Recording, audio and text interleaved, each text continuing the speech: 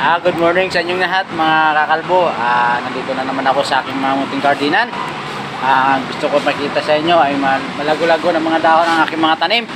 Ito ay bumunga na naman yung aking ubas. Yan o. Aking ubas bumunga na naman.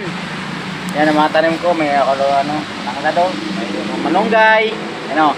Kasi minsan pag nagsasabaw ako, dito na ako kumukuha. Tinan mo yung malunggay ko. Taba-taba o. Meron ako papaya. Bubunga na siya. May bulaklak na. Diba? Kasi di naman ako bumibili sa palengke, may mga talbos din ako. Yan o.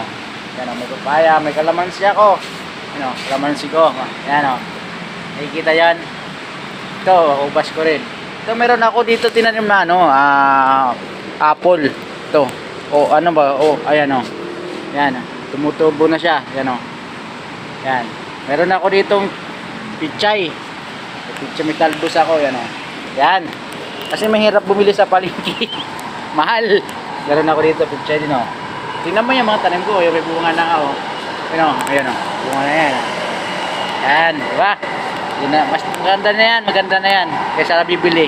Ito fresh na fresh talaga, di ba? Yan oh, taba-taba oh. Di ba?